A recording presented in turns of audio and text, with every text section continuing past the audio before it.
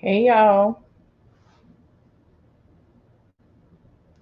how are y'all doing this evening?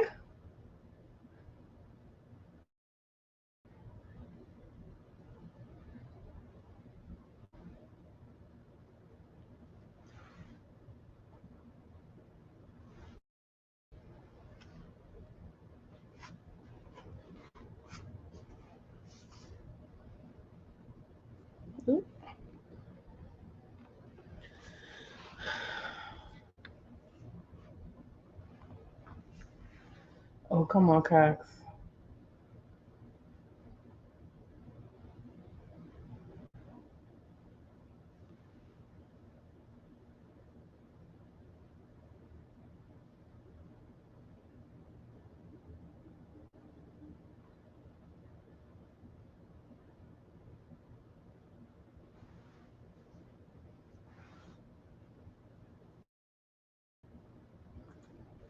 Bonjour, pineapple.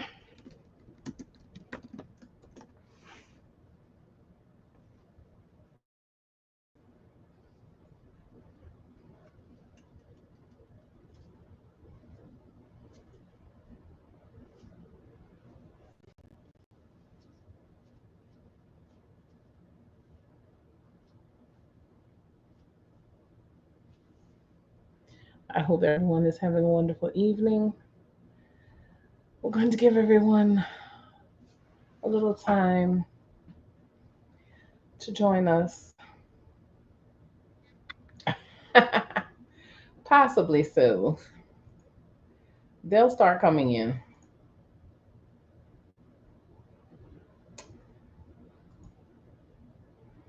They will start coming in. Some people get the notifications and some don't, which is kind of irritating with YouTube, but it's fine. It's fine. Hello, everybody. I'm happy to see everyone here. Not sure who's here yet, but other than Pineapple,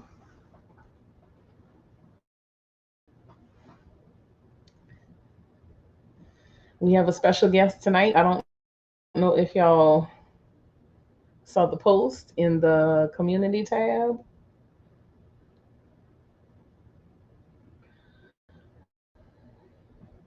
Hi, Miss Pretty Legs.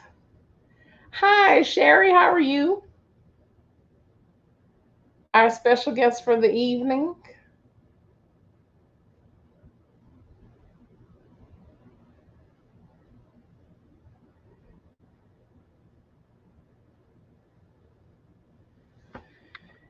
Hello, Justin. Thank you so much. Just give me about 10 more minutes, Sherry, and we are going to roll. Kind of give everybody a chance to, I don't know, some people lag on their notifications for whatever reason. So I'm excited. I'm excited, Sherry. I can't wait. I feel all nervous and giddy. I'm like a little kid. I hope everyone has had a wonderful Friday. Pineapple and I took a little road trip. In fact, he's going to be our guest next Wednesday. Oh, thank you, Sherry. Thank you. Thank you. Me and Pineapple took a little road trip today, and he's going to be our guest for next Wednesday. We're going to have a giveaway next week while he's here, while he's on. Um, so yeah, I'm excited about today. I'm excited about next week. We were going to go to Nottaway today since we were in the area. However, I thought I had something to do, and then I called my niece, Turns out I didn't have to do it because she had made other arrangements and did not call me.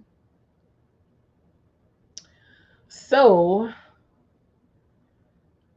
Pineapple and I really could have gone to Nollywood, but it's okay. We'll go. We'll go before he moves. We'll make some content. Hi, Cosmic Heartbeat. I hope you are having a wonderful day, my dear. Thank you so much. You are so sweet to say that.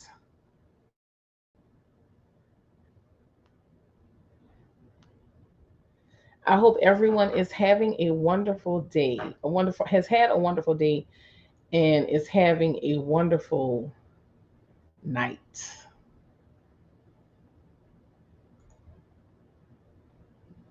Oh, there we go. I'm learning how to do this, y'all. I'm learning how to do all of this. I'm learning how to work it. How are you, Miss Pretty Legs? Cosmic Heartbeat. I hope you are doing well.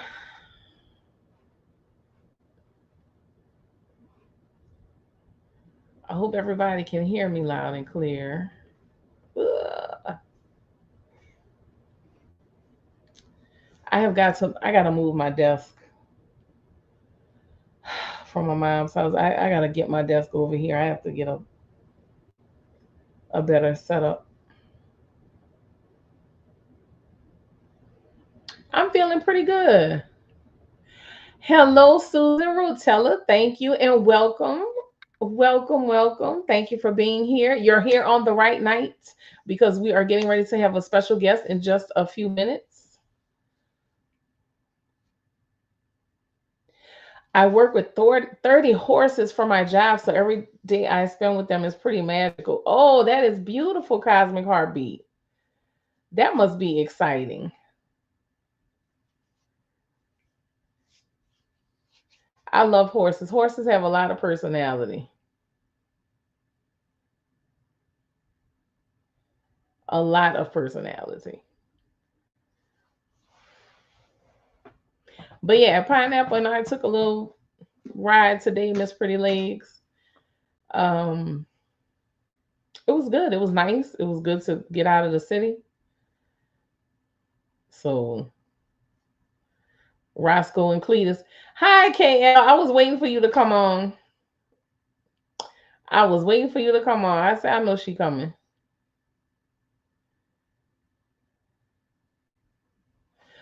Oh, Cosmic Heartbeat, I'm so sorry. My condolences. My condolences. I'm so sorry. Sending you lots of prayers and love, my dear. I'm glad that you have those horses to help you. I just got started a few minutes ago, KL. I'm just waiting for 5 more minutes, and Miss Sherry is gonna be up here, and we are going to get rolling. She's going to, in fact, let me do an introduction. I just came on, so you didn't miss anything. You're a cat person. Hi, Gracie.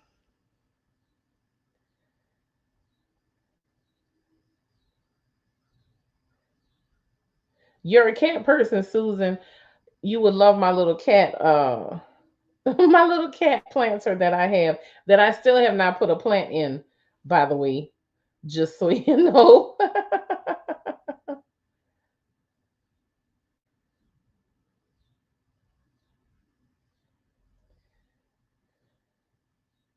But I'm gonna read Miss Sherry's introduction. I know as we get rolling, we're gonna have more people coming in. So y'all have seen Miss Sherry. Yes, please like, comment, share, subscribe. I love cats as well, all 8 of them.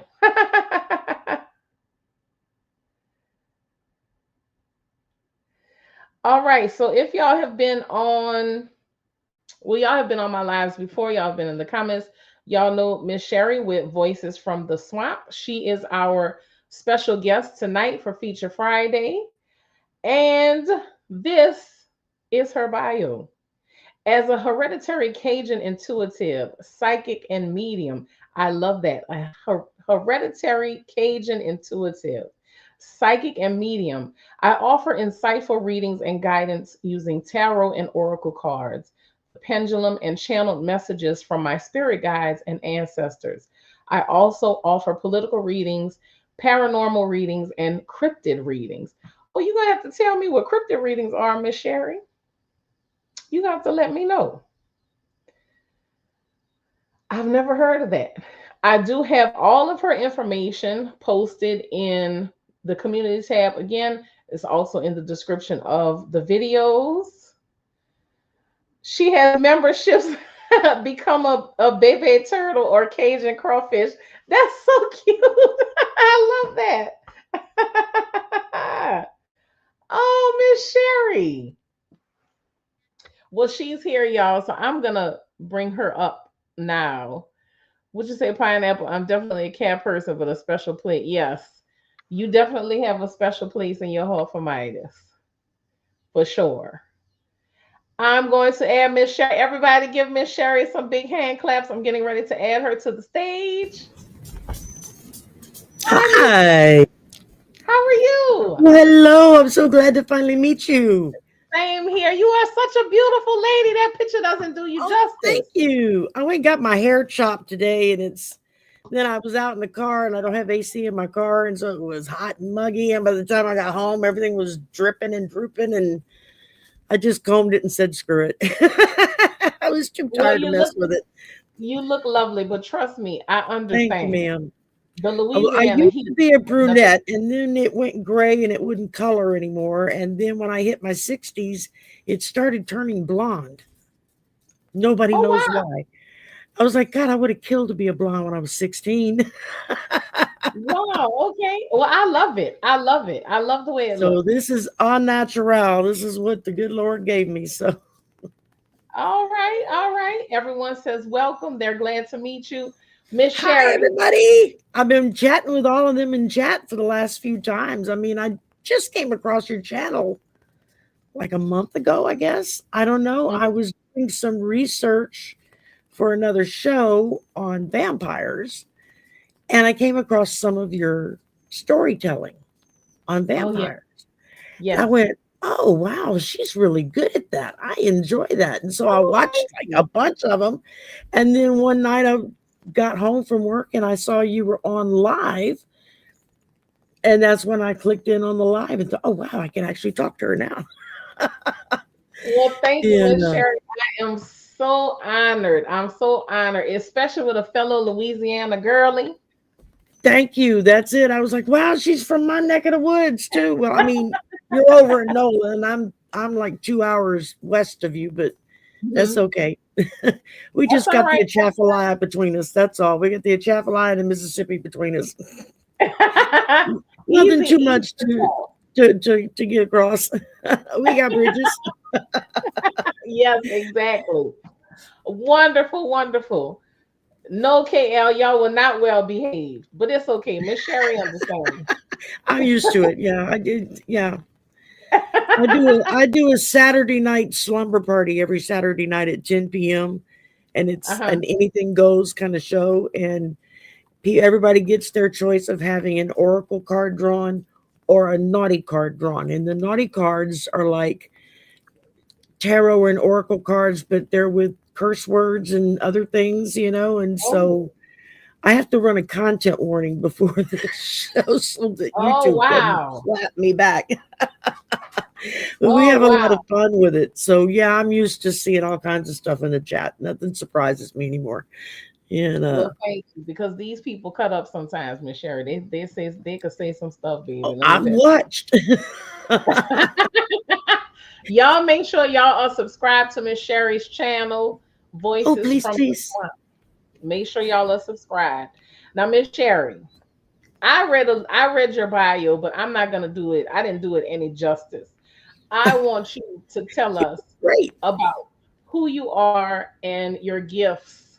How did you discover? That's what I'm curious about. How did you discover your gifts? Like when did all of this start I for you? I my first memory is when I was around 4, and I would hear this male voice talk to me.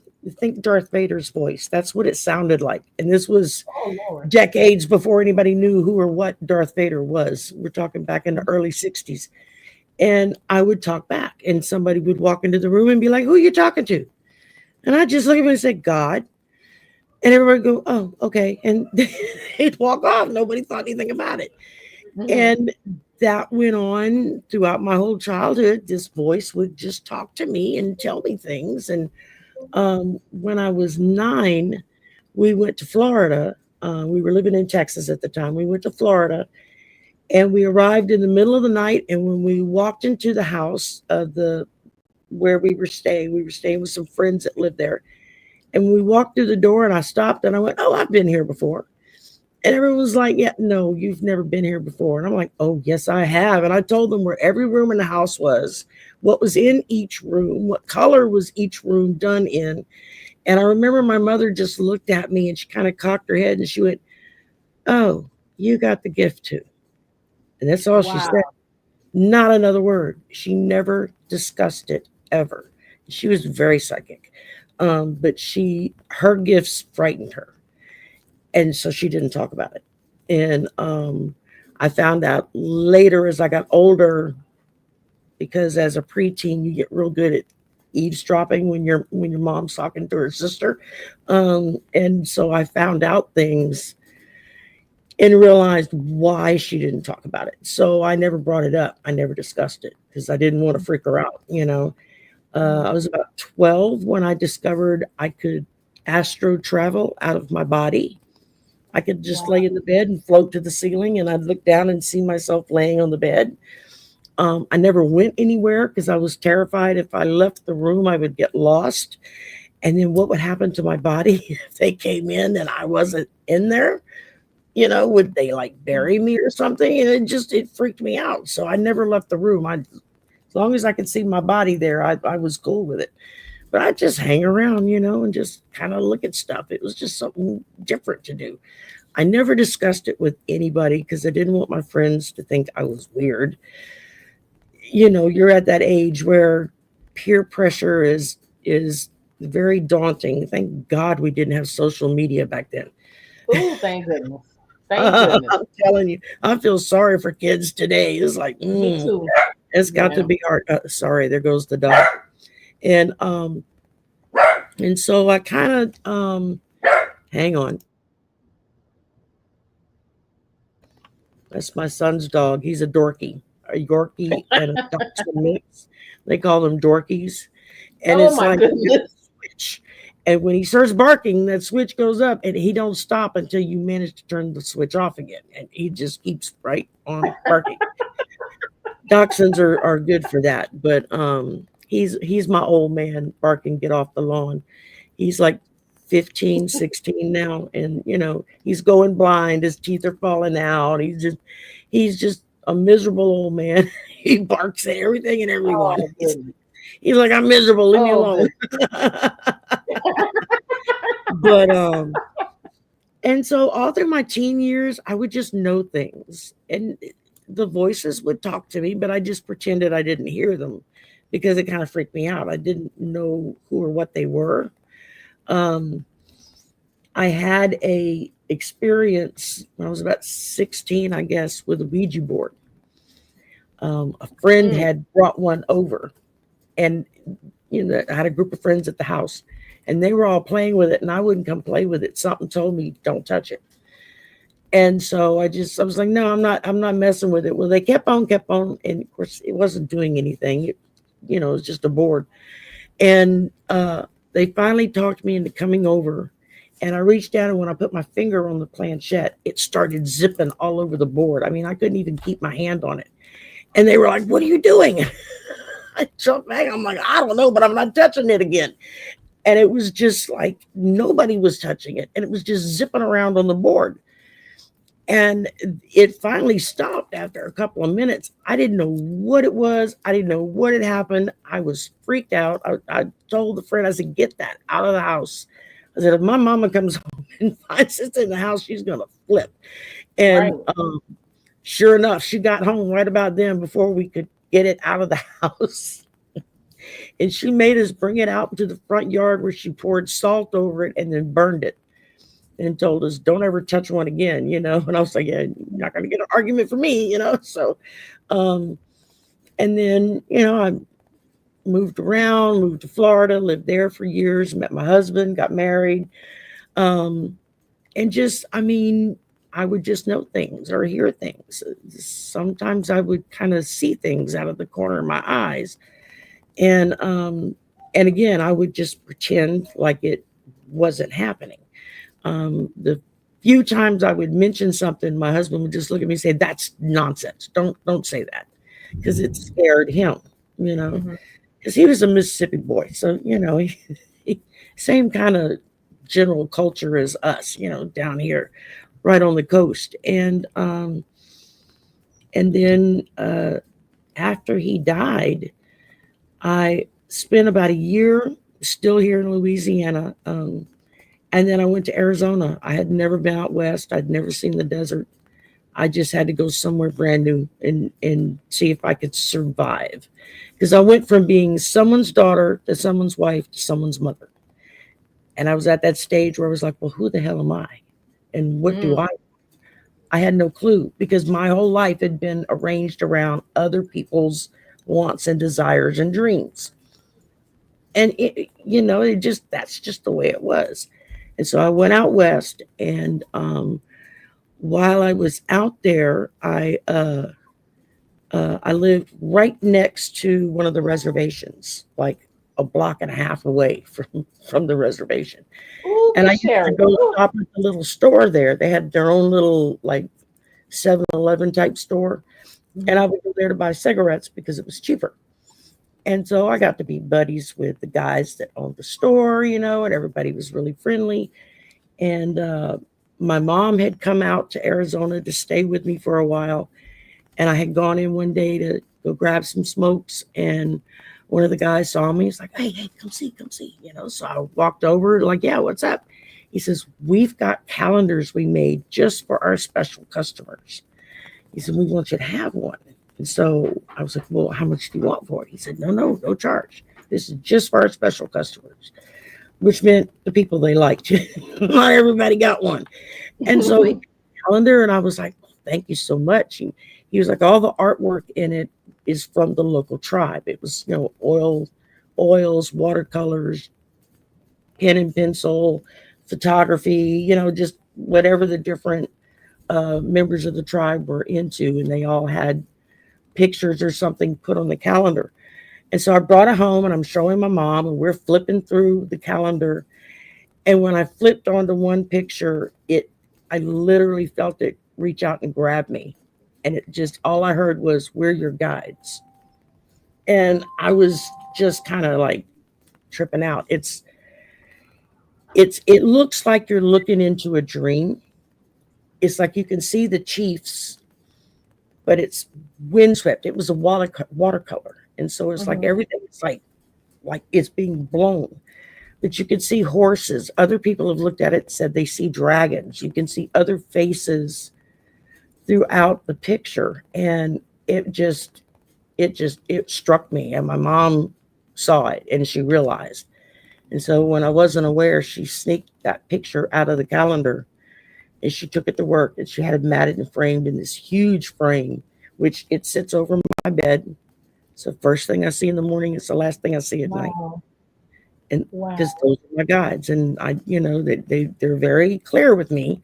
I asked them once, well, what are your names? And they just laughed and said, you can't pronounce it, so don't worry about it. I'm like, okay, I'm not gonna argue with you about it. And then I guess it was the early 2000s, about the time all the ghost shows started coming on cable, and internet radio was just starting out, like around 2003, 2004, right in that area. And I started listening to this one network called Para X.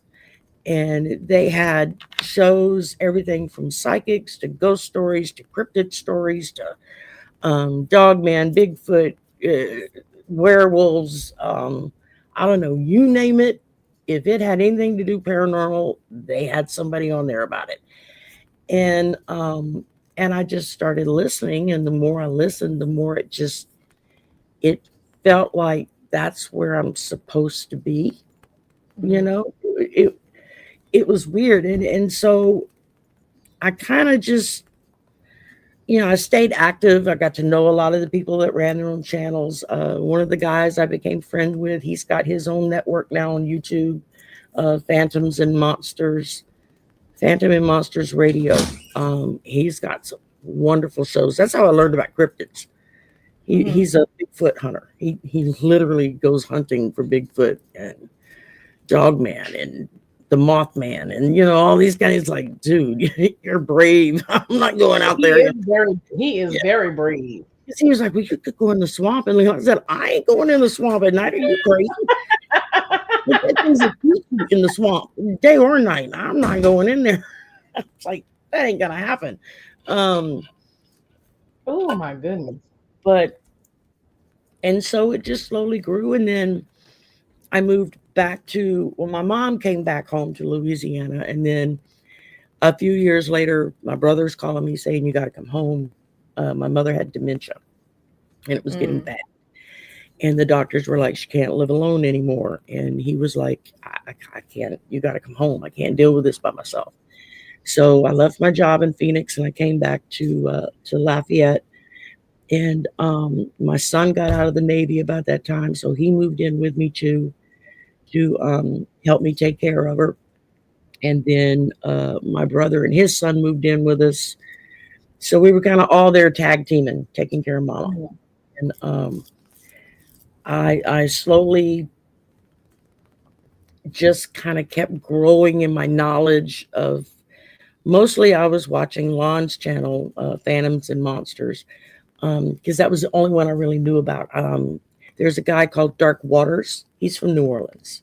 He does a lot of I follow stories. him. Yeah. This beautiful, rich voice. I got to meet him. I would listen and talk with him on the radio, and so my mom got really, really, really bad, and then she passed away in summer of 2019, and then COVID hit at Christmas, and everything got shut down by February. So I was not in a good place mentally, spiritually, emotionally. I was just shut down. I couldn't function. I didn't know what to do with myself. And I got on YouTube one day and just started like surfing the YouTube, seeing what's out there. And I fell into this community of psychics and readers and people that were just the kindest, sweetest people I'd ever met in my life. That within about 6 months, they started in with, you're psychic, right? You're supposed to be reading, right? And I knew it, but I didn't want to admit it. And I Mhm. finally told one lady, I said, I don't even own cards. I don't know nothing about tarot cards. And she's like, give me your address. She sent me 2 decks of cards. So I get them, I open them up, I emailed her. I said, okay, now what? What do I do with them now that I got them? And she's like, just watch the other readers. When they throw cards, you throw cards. Do you get the same cards? Do you get the same message? Do you get something different? Why do you think it's different? I mean, she really challenged me. And this is a woman who's been doing this for like 60, 70 years. She's been at it a long time. Mhm. And um, and the first time I really sat down to try to read with the cards, the minute I picked them up in a serious fashion, it felt like coming home. It was like it just came over me. It was like, oh, this is what I'm supposed to be doing with my life. It just that fast. It clicked. And I slowly started reading online. I probably had a channel for 6 months and never went online. I would go on other people's channels and be a guest, but I was Mhm. terrified to do it myself. And then the first time I went to do my first live stream, I screwed something up and locked myself out of YouTube for 24 hours. So Oh I'm in the goodness. hours before the show, like, what am I supposed to do? And somebody else said, we'll just do it on my channel and I'll let you run everything. So I was like, okay. So that was my very first live stream was on somebody else's channel. And I just started learning. One of the gentlemen I met, he lives out west. He's a shaman, and he does these shaman classes off and on. He doesn't charge anything for it, just whatever you can donate. That's how he operates. And I started taking some shaman classes from him. And anytime anybody was offering a class or something, I would take a class from them just to try to learn a little bit more. And I just kept I just kept doing it, and the more I did it, the more comfortable I got. And before I knew it, I was starting to grow um, and having a ball with it. It's a lot of work to run a channel. Most people don't realize how much work is involved. You would know how much work is involved in running a channel and getting guests and working out schedules and this and that. All the little backstage stuff you have to take care of to just make it smooth, a smooth Mhm. transition for folks. If someone had told me that before I started doing it, I never would have done it because I would have been like, no, I don't have time for that. I still work 10 hours a day on my job. I don't have time to do this. and But I started doing it and then realized how much work it was, but I love it. I absolutely loved it and just slowly have grown um and just kind of taking it day at a time. I do personal readings if people want to schedule a personal reading. I'm not nearly as expensive as most of the other readers and psychics are. I charge enough to kind of pay for what I do. I have membership now, and I'm about breaking even with what I'm bringing in to what I'm putting out because you pay for StreamYard. For those of you that don't know, who doubled their price this year to have the basic package above the free level. Mhm. Um, and so I pay for StreamYard. I pay for Canva, where I do my thumbnails and create the artwork and stuff that I use for the channel. I just bought Zoom, so now I have Zoom so I can do readings on Zoom. Oh, that's And awesome. yeah, my personal readings, I do a 1 hour Zoom reading face to face. I do a 30-minute Zoom reading, or I do a 3-question email reading. You send me 3 questions. I'll do a reading on those 3 questions and I'll email you the answer with pictures of the cards that I threw for each question. That way you can look at the cards yourself. They may say something different to you than they did to me. That's the one thing I've learned is that the cards will speak very differently to different people, just depending on who that person is and what they're being told. It's like 20 people blindfolded folded in a room, and they're all touching an elephant, but they're all touching a different part of the elephant and nobody knows what it Mhm. is. And so they're all describing what they're touching, but none of it matches because it's not the same part that everybody else is touching. So I think that's kind of how psychics work. We get what our guides show us or what we're able to comprehend. Sometimes they show me things and I'm like, I can't say that. Are you crazy? A lot of movie scenes, I'll get like a scene in a movie that will play in my head, and I'll be like, I can't say that. They're gonna think I'm nuts. And they're like, no, no, just tell them the movie scene. And I will, and invariably it's either one of their favorite movies or the person they're talking about's favorite movie, or it's weird how it will connect, which is kind of strange. And so now I play it day to day. I'm slowly growing. This is my retirement plan. I got 6 more years to go before I can hit full retirement, and I'll be 70 then. And if I can at least replace my salary, I'm a happy camper because you Mhm. can't live on Social Security in retirement. The state pays shit. So, because I'm so Right. I work for the state, and believe me, retirement is and and Social Security ain't much better because they keep taking money out of it. Um, but so I figure if I could at least replace my salary when I retire, then I'll still be on an even keel. I can pay my bills, do what I need to do, and and after my mom passed, we all decided, well, we've been together this long. it's cheaper to all live together than to each of us go out our separate ways. So we all I still think live that's together. beautiful.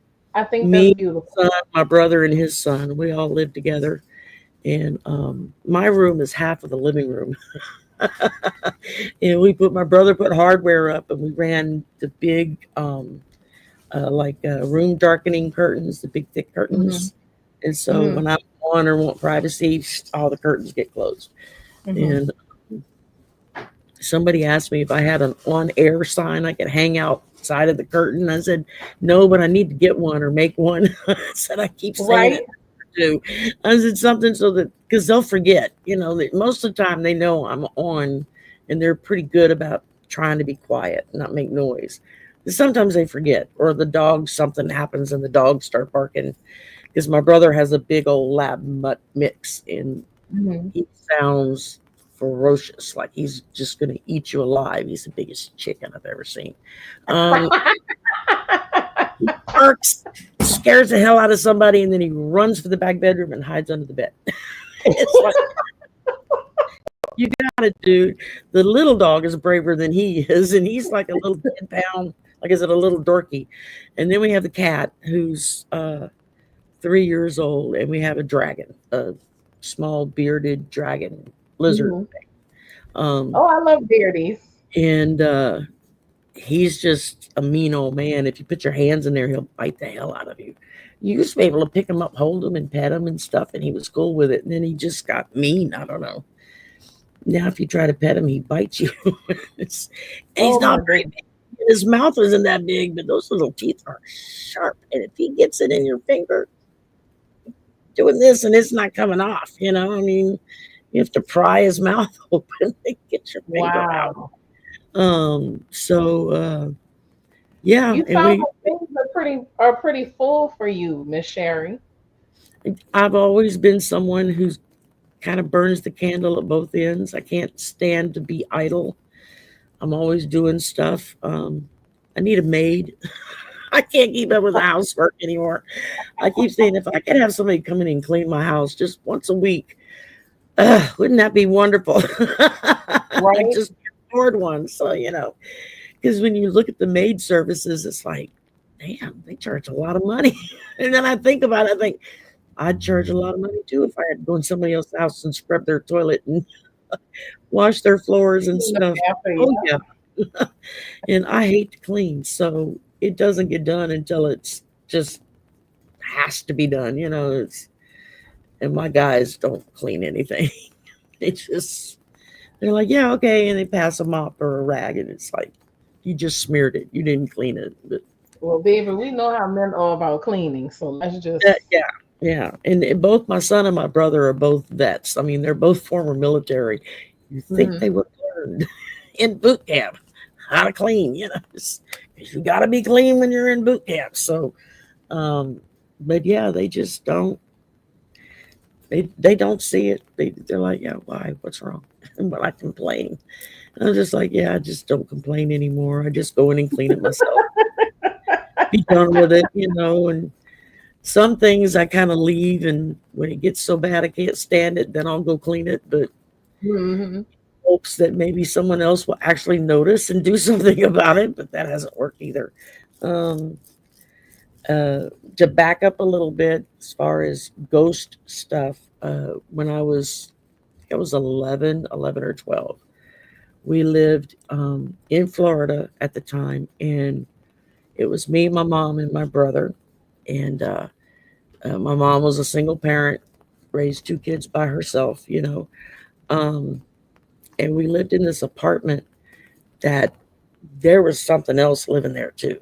It, Mm. don't know what it was, but you could feel it, or I could feel it the minute we walked in the place. Wouldn't go in the back bedroom for nothing. It's. I think today, with what I know now, I think it might have been a portal for things from the other side to come back and forth.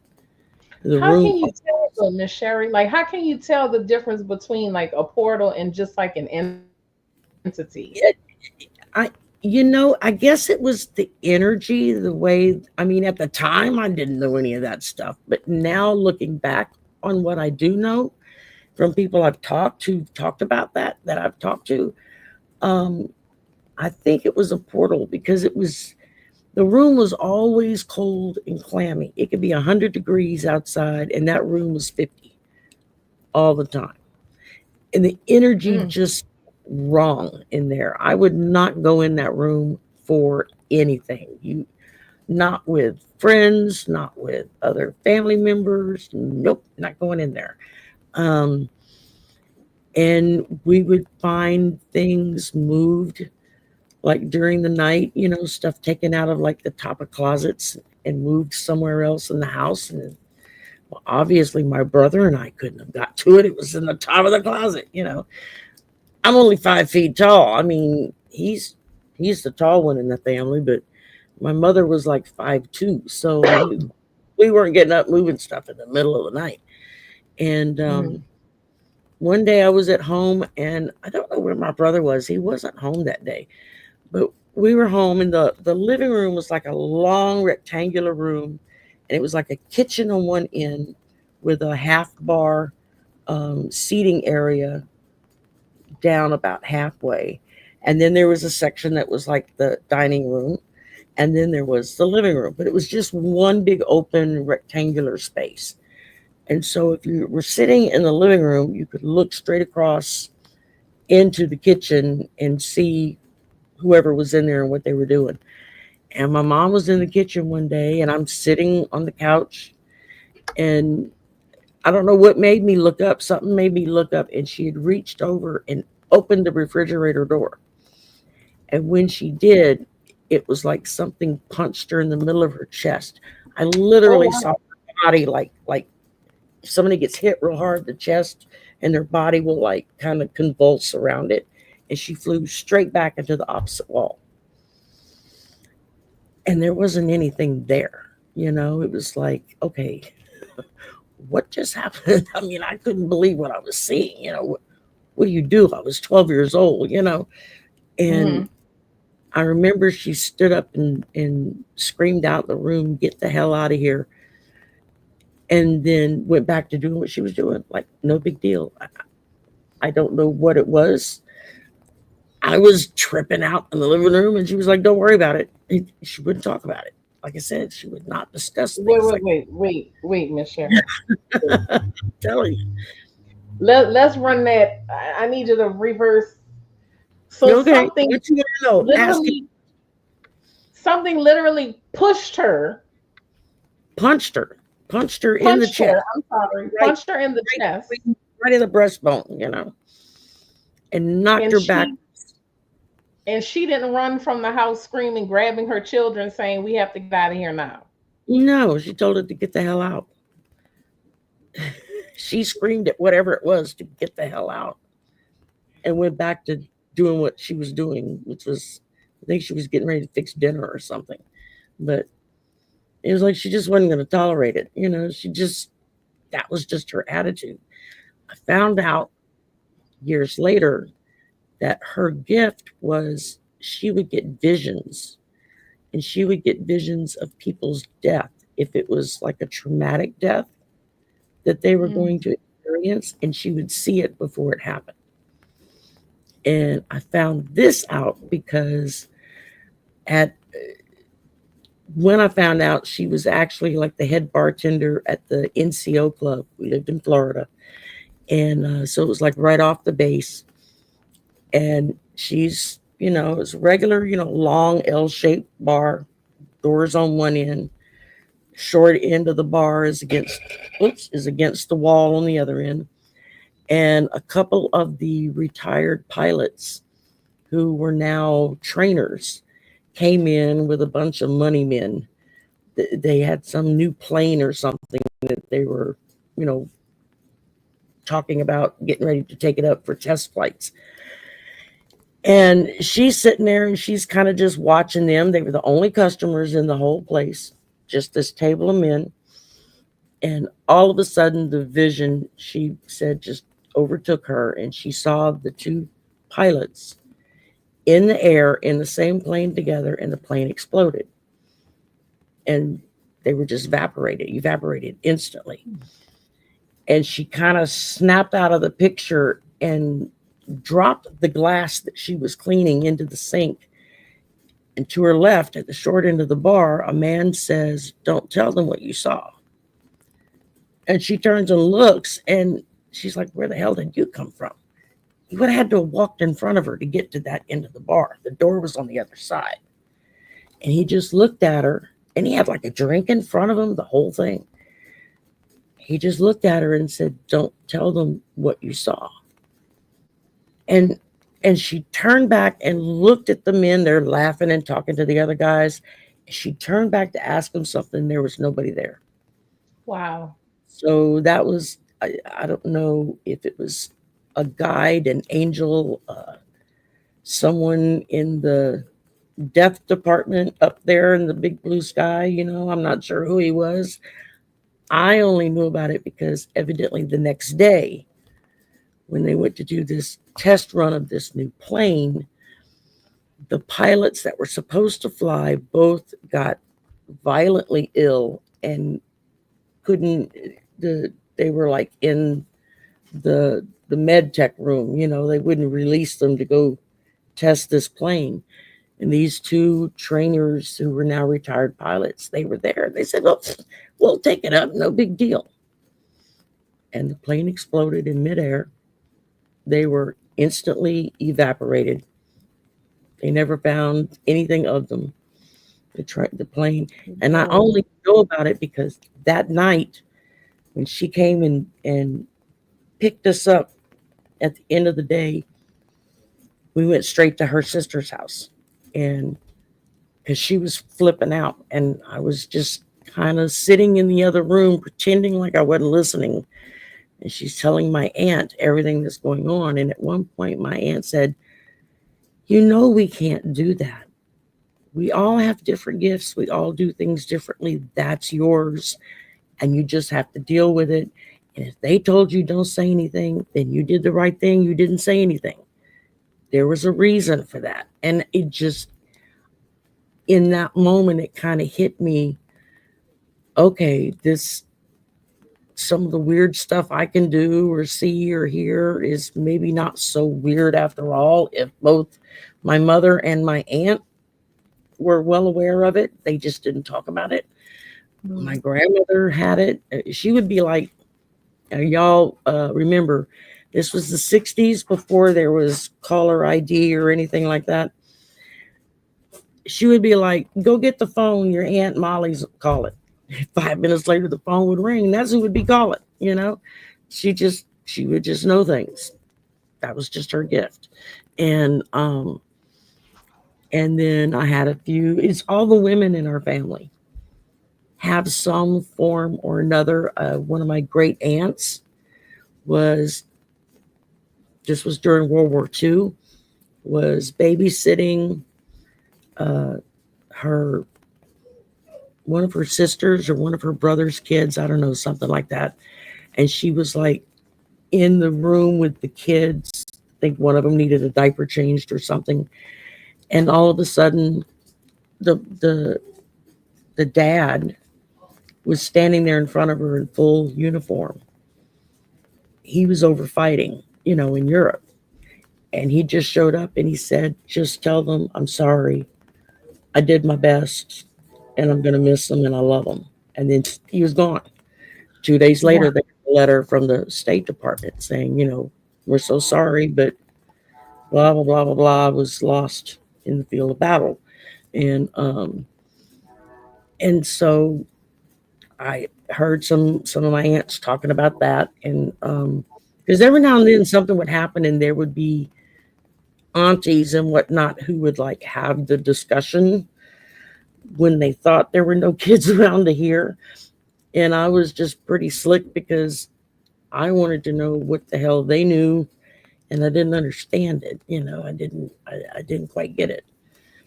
And then through the years, there were times when I've gone places that when I've gotten to someone's house or gotten to a building, I just stopped. Like, nope, not going in there. That's not going to happen today. I did that to Wow. my husband once. We were invited. New guy started working with my husband, He was a newlywed. He and his wife invited us to come over for a few beers, watch the game, that kind of thing. We pulled up in their driveway, and as soon as we pulled up, and I looked up at that house, and I said, "Nope, I'm not going in there." And my husband was like, "Excuse me?" And I'm like, "No." I said, "Take me home. Tell them I'm sick. I don't care. Make up whatever story you want. I'm not going in that house." And he was furious at me because he didn't believe in he believes in it now that he's on the other side because he comes and talks to me. He's like, "Okay, you were right. I was wrong." I was like, "Yeah, long enough, huh?" But he was pissed at me because I would not get out of the car. So he got out, he walked up, he said something about I got sick in the car and he was taking me back home. About a week later, we invited them over. So he and the guy are sitting in the living room doing their thing. And I got up to go, I don't know, fix coffee or something to bring out to everyone. And the wife followed me into the kitchen. And when she followed me in, she said, "You felt it too, didn't you?" And I looked at Wow. her and said, "What?" She said, "When you came over last week." She said, "You felt it too, didn't you?" And I just looked at her and I said, "Yeah." And she says, "I'm terrified to be in that house." She says, "I've had to start turning the gas off at the wall because they had a gas stove. Because she'd wake up in the middle of the night and all the burners would be on, but the pilot lights would be blown out." And so it got to where she kept the windows in the kitchen open and she would turn the gas off at the wall, which she had to use What? pair of pliers to do, so it wasn't like just a knob you could turn. She had to use pliers to turn the gas on and off at the wall. And just other weird things that happened to her in that house that she was telling me about that night. And she was like, "The minute I saw your face when he came up and said you got sick and he was taking you home," she said, "I knew right then you felt it too." And I was like, "Oh yeah." I'm like, "I don't know how you can go back in that house." She's like, "When my husband's not home," she says, "I'm not in there. I go to a neighbor's house or to a friend's house." She says, "I won't stay in that house by myself." And Wow. Did they they moved. ever figure out what was going on? They moved like about a month or so later. She talked him into moving to another place. But I mean, in near Louisiana, as you well know, there's not hardly anywhere you can go in, especially any of these older homes or older Mhm. buildings, that there's not something in there waiting for you. Most of the time, it's just to say, "Hey, cool, you can see me, you can hear me," and that's as far as it goes. Mhm. Some can be quite scary. I I don't know. You just kind of get used to it, I guess. It's weird to explain because I had people be like, "How could you go in there after that?" I'm like, "I don't know. I just they're not there. They're not going to hurt me." It's like where I work. The building I work in is very haunted. It was built on top of a burial ground, Native American burial ground, Mm. and so we get well, there's lots of things that goes on in that building, and but they're all like, "Yeah, no, you're fine, no worries." And so I'm like, "Okay, just don't scare me, and we're good." So and it's just over the years, little things here, little things there, things heard, things seen, things felt that there's no explanation for.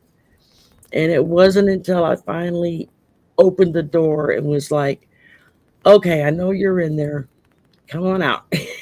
And boy did they ever. I had to like be like, "Okay, too much, too fast, too soon, let's try one at a Mhm. time." So for the last few years, it's like about the time I get a grip on one gift, then another one shows up. I'm like, "Y'all can't give me some like space between doing this and doing that before you hit me with something else." But Wow. I mean, I don't technically see dead people. I see energy sources. It's just like an energy light, and it's hard to explain because it's not like you're actually looking at it. It's like in my mind's eye, I just see that energy form there, but I hear Mhm. them. They talk to me all the time. And there's times when I have to tell them to shut up. I can't concentrate because they'll talk to me at the wrong time, like when I'm in the middle of doing something. Um, and uh, it's like when my mom passed, she wanted to be cremated. So, about 25 feet from where I'm sitting right here, we have an altar built on top of one of the bookcases with her ashes and her pictures and everything's there. And she'll come and talk to me. She'll talk to me about this stuff more now than she ever did when she was alive. And Wow. and then my husband started coming and talking to me, and one of the first things he said was, "Okay, I was wrong. You were right." I was like, "Excuse me, can you say that again, please?" He was like, "Yeah." What have you learned about the other side from them, Miss Sherry? One thing that you could share with us, that you're allowed to share with us, that you've learned about the other side. I think the majority of them don't mean to scare us. They're not trying to hurt us. They're not trying to scare us. Um, from what I've been able to pick up, it takes a lot of energy on their part to kind of come forward, so to speak, especially if you physically see them. Like I have some friends that actually see them. Um, I always think of the little boy in the movie, the Bruce Willis movie about the little boy that saw dead people. Hmm. It's like that takes a lot of energy for a spirit to show up, and you can. See them. Um, I don't I don't want that gift. I've already told them I don't want to see y'all. No, thank you. Stay. I don't want to see your head falling off or your throat slashed open or whatever. I don't want to see it. Just you can talk to me all you want, but I don't want to look at you. And so now they just give me the light forms, Mm. and they talk to me. So I'll hear a lot of times it's almost like bees buzzing in my ear. Mm. It's like really faint. It's like I'll just hear the chatter.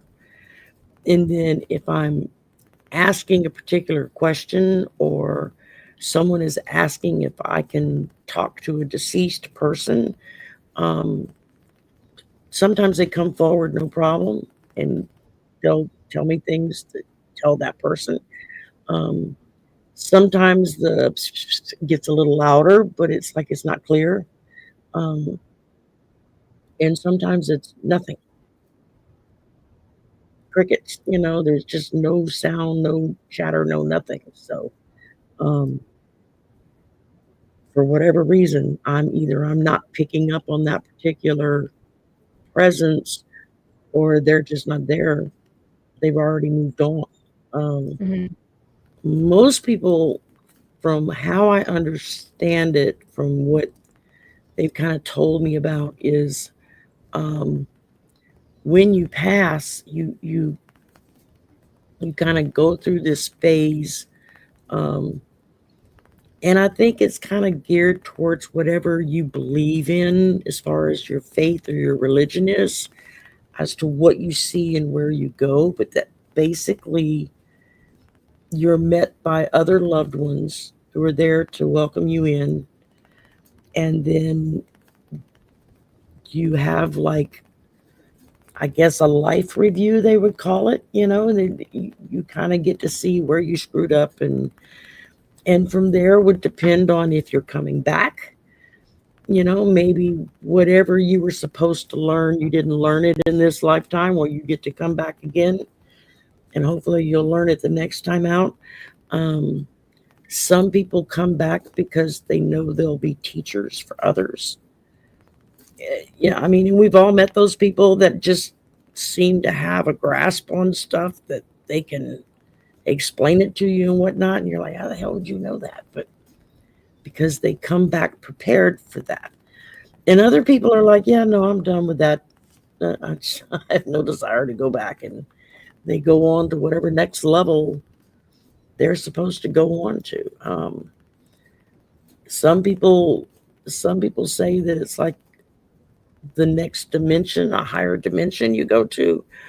Other people think that it's more like a higher dimension, but it's like going to another planet or another world Hmm. where it's a totally different experience. It's you're not a human being, so you're not going to have that kind of experience. Um, I've not really been clearly shown that, so I honestly can't say what's there except to know that some people have the ability to kind of hang back because they want to stay with their family.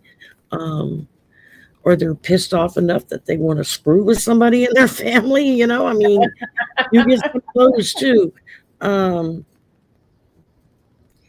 but the majority I've always picked up on are not trying to hurt us or scare us. And they usually get upset when we get scared because that's not their intention. They're just trying to let us know they're there. Um, I mean, if you start experiencing things and things get moved or suddenly drawers are opened or stuff gets changed from one drawer to another drawer or something, just talk directly to the room, to them, and just say, hey, knock it off. Just, I didn't put it there, leave it where I put it. And most of the time they will do what you ask them to do. um Sometimes they can be really pissy about it. They'll do what they want to do anyway. um that can be aggravating. um and I, some I still question if there's evil or not. I know some Mm. people are like, no, there's no such thing as someone being evil. But it's like, yeah, I don't know if I agree with that. I've met a few people that's the only word that could define that person and or that spirit is something that just feels evil. I mean, you can just kind of feel it. Especially if you go into a haunted building or something like that, you can kind of feel if what's in there, if it's good intention or bad intention. Um, Again, that's an area I'm not really versed on, so it's kind of stuff I'm learning as I go. Mm. Um, and I feel very fortunate that there are people I know that are far more experienced than me that I can shoot a text or an email to and say, hey, what does this mean and why is this happening? And they usually are pretty good about being able to plug in and figure it out, or tell me to look or talk at a certain direction or way that, if it's somebody just trying to get in touch with me and doesn't know how, or if it's something that I need to tell to leave and go on where you need to go, you're not welcome here.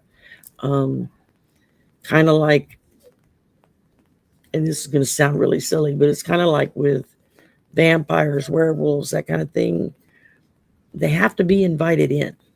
There has to be that open invitation that, yeah, you can come on in. And then you got to deal with what you've let in your door. So it's like you want to be careful. If you want to use things like holy water or crosses or the plethora of things that you can use to for protection, from what I understand, it only works if you actually believe in it. It's like if you get a cross and you're going to hold a cross up to hold something that you feel is evil away, it only works if you believe in the power of that cross and what it stands for. If you don't believe in that, then it's just a couple of sticks or whatever put together, doesn't mean diddly, and it's not going to affect them. Mm. That's what I've been told. Or that's what I've been shown. And so it's like, if you want to, if you want to, it's good to protect yourself if you go into things like reading cards or making dolls. I mean, it's like voodoo dolls were not originally intended for evil. They were designed by shaman for healing. You give the doll to someone so that it would absorb the bad juju or illness or whatever it is, it would take it away. Mhm. So, um, there's voodoo dolls. There's Guatemala dolls, which I just learned about, that come from Guatemala, and they're like a worry doll. They're given to children who say are depressed or worried or obsessed about something, and you give them this doll and then tell them to tell everything that's upsetting you to that doll, and then put it under your pillow and sleep on it. And when you get up in the morning, all of that worry and whatnot is in that doll and it's no longer in you. Mhm. That's how it's supposed to work. Um, Voodoo was kind of the same thing. It was originally, um, and there's different variations of voodoo. There's voodoo that came from like the Haitian area and the South and Central America areas. And then there's voodoo that came from the African continent, the Egyptians, who took the ideas of that from the African people. Um, and so, depending on kind of, I guess, what you're drawing from would depend on what kind of spirit or whatnot that you're drawing in. But it was always intended for good, for healing. You know, you give to somebody so that the illness can go into that doll, and then you can bury the doll or bury the illness, or there are multitudes of ways you can deal with it. Um, Unfortunately, a lot of it, eh, I mean, there were practitioners who kind of took it a step beyond, because either that's where their gifts were leading them, or because they figured, "Ah, I can make more money at this if I make it kind of scary, you know." Mhm.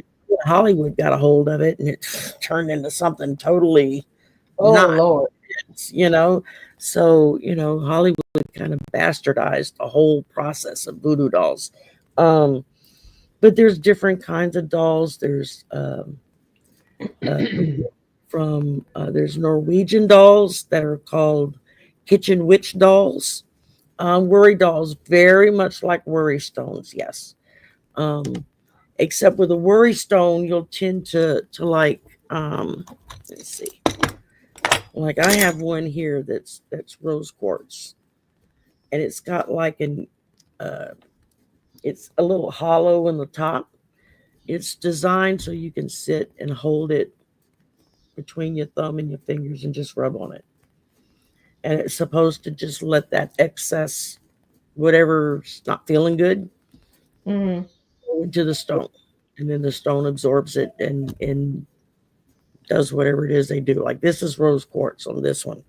Um, I've got some obsidian, which is another good one. This can help give power, help you strengthen yourself if you feel like you need extra power, if you're going to deal with someone or something that you're not too sure about. That's, I don't know a lot about stones. I'm just kind of learning some of it. Amethyst, which is really good for opening the third eye, opening your senses to beyond, is amethyst. It's protection as well as opens up your chakras to explore more. And there are people that know a hell of a lot more about this stuff than I do. This is just my little bit of knowledge, that I've kind of learned over the years. And then uh, I have I have my witch's bell.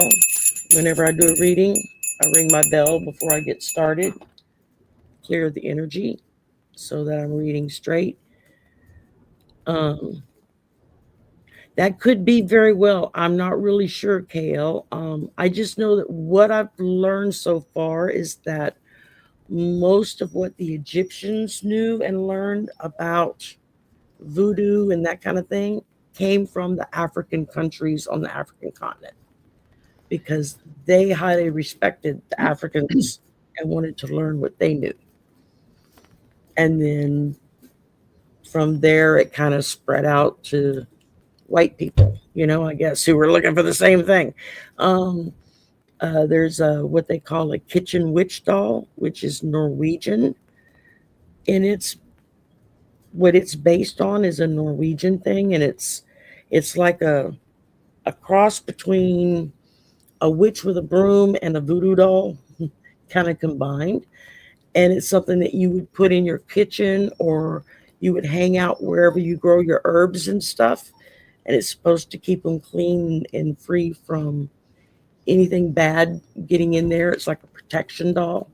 Um, I just learned about those, so I'm still doing research on that. Um, there's I have a sage, white sage, like oil in here that Hmm. you can just spritz it. It's just one of those little old fashioned spritzy bottles. I got this on Timu for like $3, I think, $3, $4. It was really cheap. Um, I've got my crystal ball, which I haven't figured out how to use it yet.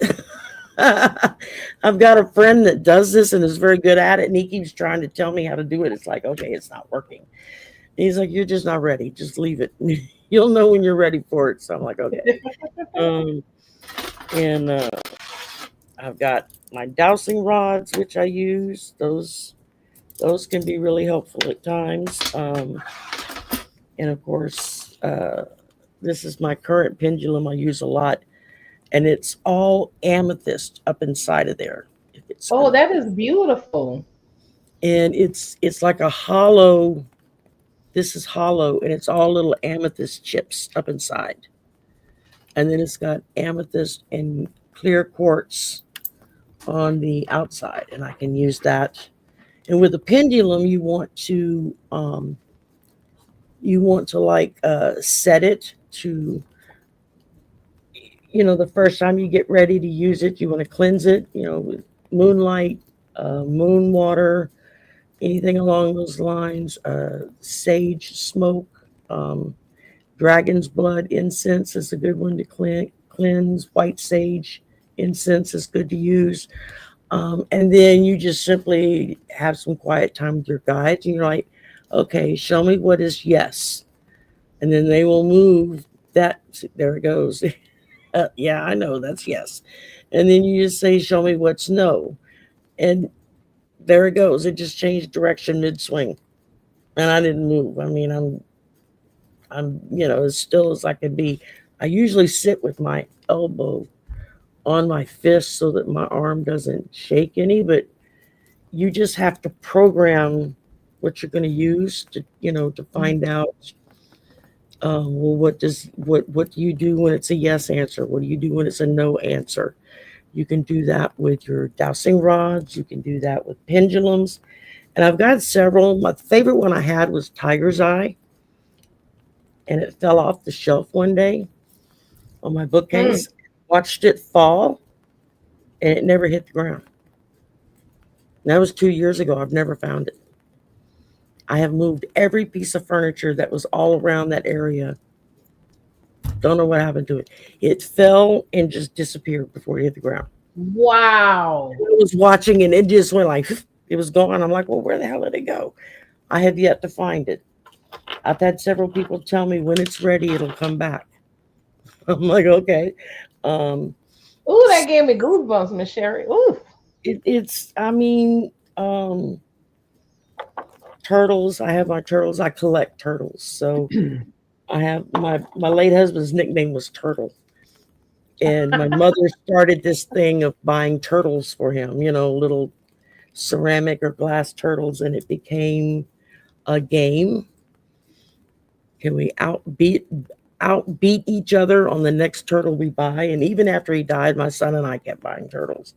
This is like my most recent one. That's my Buddhist turtle. Oh, that's You so cute. his little lotus pose, and then I have where is it? I have a friend who makes blessing jars.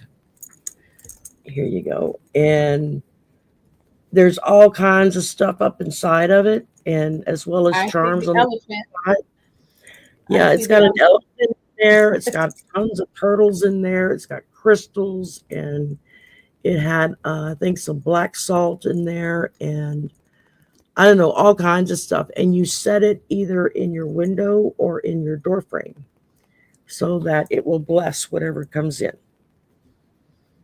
it like absorbs what may be negative and blesses. And when she makes these, and you contact her, and she'll ask you a bunch of questions, and then she'll make the independent jar for each person according to what her guides tell her that person needs. And Hmm. so there's no telling what you're going to get inside. No two jars are alike because they're all individually designed for. I did have it in my windowsill, and the cat kept knocking it out, so I had to move it somewhere else. And because the cat's like, "That's my windowsill. I don't want it there." So I'm like, okay, she's very bossy. Um, I'm trying to think. Oh, I just got this. Um, a member, one of my members, makes wax candles, and like you can see, I've burned it a little bit. But these candles, there are no chemicals or anything in them. They're made all natural. And she has different ones, and she gave me one for my birthday, and so I was like, oh wow, that's so cool. This one's called the Sea Witch, and I was like, okay, that's kind of cool, but it burns. She made one for a friend who wanted to give it as a gift to an aunt, a cousin, I don't remember now who she said, whose name was Rose. And when they burned the candle, when it burned all the way down, there was a rose burned out on every side of the candle.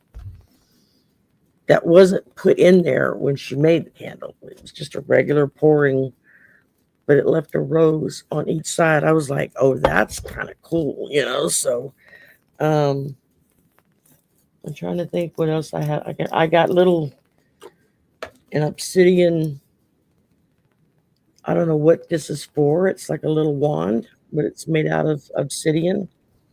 And then I have my big wand, which has adventurine on the top, and it's got amethyst and whatnot. This one's Gemini because I'm a Gemini.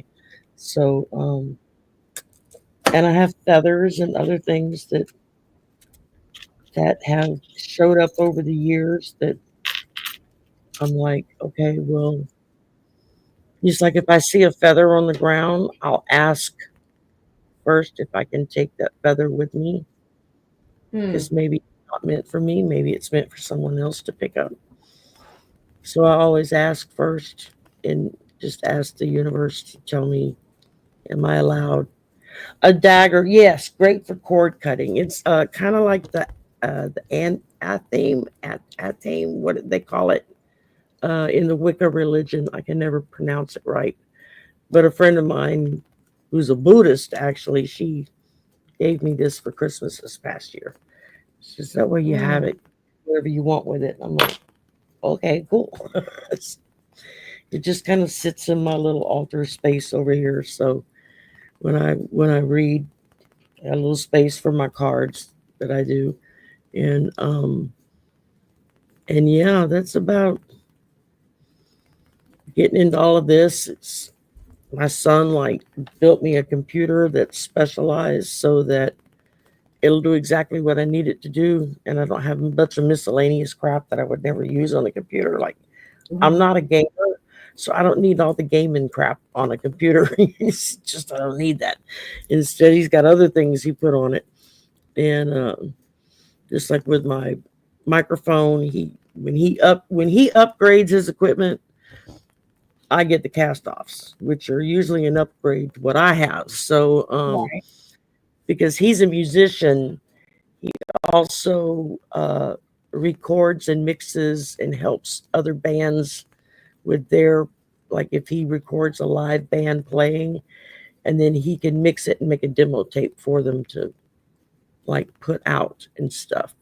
And but he just bought himself a fiddle. Um, he up and decided he needed to learn how to play the fiddle. And I'm like, why? And he says, I think I kind of like the Cajun and Zydeco music. I said, you always hated it. He says, yeah, but where I'm at now, he works at one of the local clubs He runs the sound. He's the sound manager. He says, but after hearing him playing for a couple of years now, it's kind of grown on me, and I kind of like it. So I think I'm gonna get a fiddle and learn how to play a fiddle. I'm like, okay. My question with him is, what can he not play?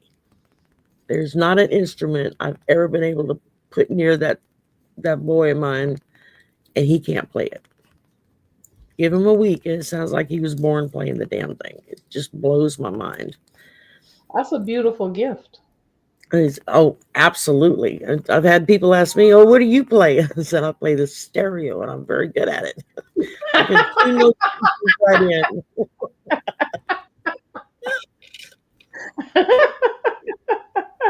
I can tune I in those like that. stations, turn it up and down. That's the extent of my knowledge with that stuff. I don't play any instruments. I can't sing. I used to That not is sound like I'm walking in a gravel pit, but when they did my neck surgery, they go through the front and my vocal cords got damaged. So now I sound kind of growly sounding. And I think it's you have a weird. very interesting. I think you have a very interesting voice, Miss Sherry. Oh, well, thank you. I appreciate it. Yes, it's And I just it's a been blabbering, blabbering, blabbering and not it's paying. fine. We've been listening and taking it all in I'm gonna because have to go back and rewatch so I can read all the chat because I start talking and I tend to tune out. it's absolutely fine. It is absolutely They fine. fuss We at me appreciate whenever it's you. my show. They're like, "You're not paying attention." I'm like, "I'm sorry." We appreciate you for being here with us tonight and This just is kind of fun. I've sharing. enjoyed watching your channel. It's so much fun. And I love your storytelling. It's really good. That's an art to be Thank able you. to take a story that's not yours and tell it in such a way that it sounds like it's yours. Um, Mm. there's a guy, retired Navy SEAL on YouTube, Mr. Mr. Ballin. Ballin. I love Mr. Ballin. I love to listen to him. He has a way of telling stories that just grab you from the get go. It's like I could sit and listen to him all day long. There's the Y Files, WHY, the Y Files. They do, oh my God, any kind of weird anything you can think of. They've probably done a show on it. Um, and they have the Y Files, and they have the Y Files. Um, I forget what they call it, like backstage. It's like the after the show is done, and they'll show all kinds of clips and stuff. But they're absolutely hilarious. It's the guy that runs the channel. 99% of the stuff he does on there, he doesn't believe in.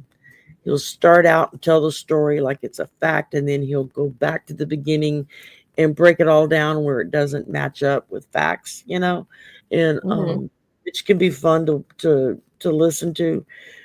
And he's like, it's I don't believe most of this stuff. It's just a story for me. But he says there's a few things I've come across, and I'm a believer now. So I'm like, yeah, What that'll was be your friend's channel from earlier, Miss Sherry? Somebody uh, asked.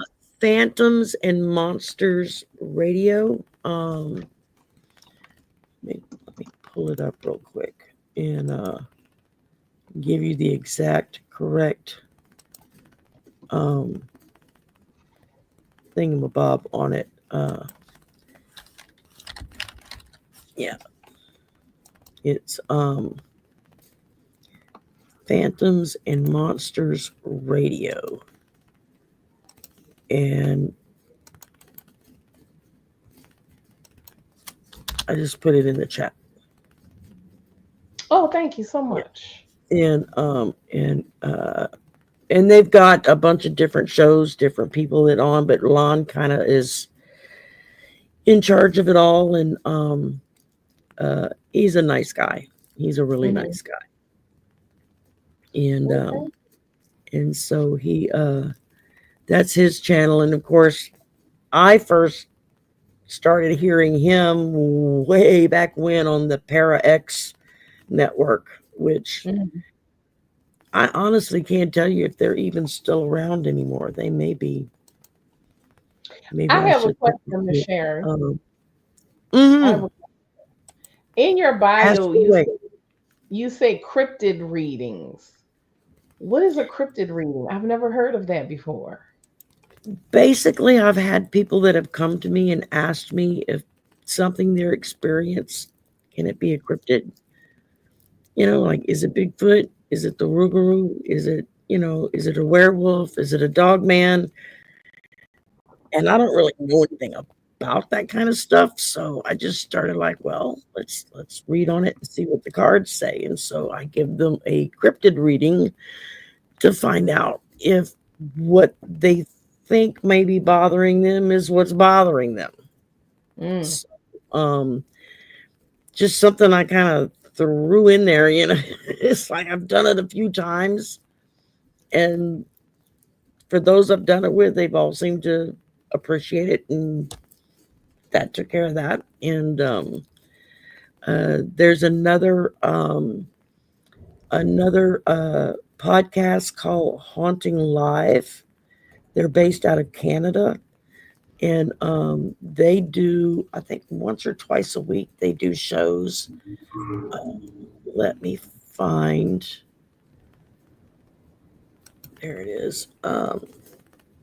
He just sent me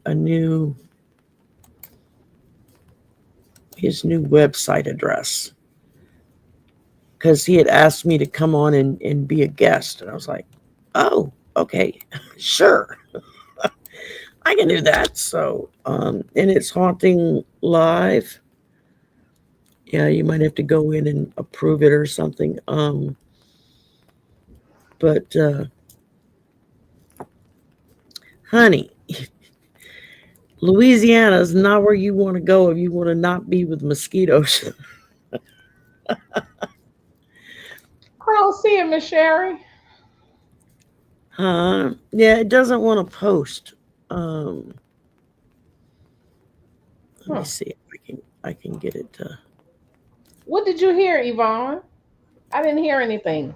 Well, other than whoever that was outside speeding up the street like a crazy person. Yeah, I was on with somebody the other night, and they were several people were talking. It was like a panel of us, and we were all just bullshitting and talking. And um, at one point, it got quiet, and all of a sudden, everybody very loudly heard a male voice say "no." Everybody was like, "Okay, who said that? And who's he saying no Oh to?" wow. Nobody knew. We don't know where the no came from or who it came from. Let's see. Um, Oh, Yvonne said it sounded it's like Mr. called Dog. the name of this podcast is Haunting Live. Oh, it's a podcast. Yeah, it's a podcast. You can listen to it on YouTube, or you used to be able to listen to it on YouTube. Um, they're based out of Canada. It's Hmm. a couple. I don't think they're like a couple. I think just two friends, that do this together. And Hmm. another psychic I know somehow got introduced to them, and they invited him on the show. And then they were like, well, if you know anybody else that's had any kind of paranormal experience, he's like, oh yeah, I know a few people. He gave him a list of names. And so I've been on, and a couple of other folks have been on as well. It was a lot of fun, and nice nice people, just asking questions. Hmm. um, they do paranormal or ET, or um, like I've had people ask me, well, have you seen little green spacemen? And it's like, no, I've seen lights in the sky that I couldn't explain because they moved in ways that's not physically possible for the normal lights in the skies that you see. But I don't know what it was Hmm. because it wasn't close enough for me to see it clearly, and it just zipped and moved around in ways that was like, okay, we don't have airplanes that can do that. I don't even think we have Now drones that's that can something I'm do that. not. I'm not interested in aliens. I'm not interested in aliens. Yeah, it's like, Leave me alone. if they're I there, don't fine, just think. don't bother me. Y- I, you know, Yeah. I mean, unless you're coming down to help us out, stay on your ship. I'm Hmm. not really interested. Um, I mean, unless you're gonna zap the bad guys, just and then how do I know that your bad guys are my bad guys? There would be that Mm. question to be asked. So um a friend of mine who's really into ETs and stuff, she's like, yeah, no.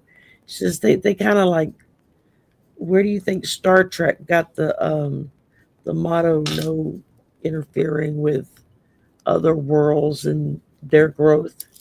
It came from our ETs telling them, yeah, you can't do that. I'm like, okay, if you say so. Wow. I don't Wow. know. I've never talked to one, never seen one. Don't think I want to. So unless they can Wow. make me lose 100 pounds and grow 6 inches so that I look like a model. Um, Although I've lost like 37 pounds since Thanksgiving, and I can't figure out how I did it. The doctor's like, how'd you lose all that weight? I said, I don't know. I said, I just came out of candy season from October to April. I exist on candy because you have Halloween, you have Thanksgiving, you have Christmas, then you have Mardi Gras, and then you have Easter, and then you have Valentine's Day, and you have all of that stuff all mixed in from October to April. It's like, and I just live on candy. That's my thing. Hey, that is a lot. Damn, that is a lot of candy. It is. Now, You don't realize it until you start thinking about it. You're like, damn, no wonder. Okay. But I don't know. For some reason, I've started losing weight. I'm like, well, that's a good thing. My clothes are starting to fall off. It's like, oh, we'll see where we stop before I go buy new ones because I don't want to buy new clothes and then a month from now they're too big. So you can, Kendra wants um, to know if you've been accidentally intermittently fasting. probably so, because there are some days I'll go a day or two and I don't eat at all. I don't even realize it until somebody tells me, Mom, you realize you haven't eaten in 2 days. I'm like, oh, that explains why I'm hungry. Okay. It's just, I get busy or I'm just not hungry and I just don't eat. Um, Hmm. at work, I tend to nibble on candy, which is not, or cashews, one or the other. Um, Oh, I love cashews.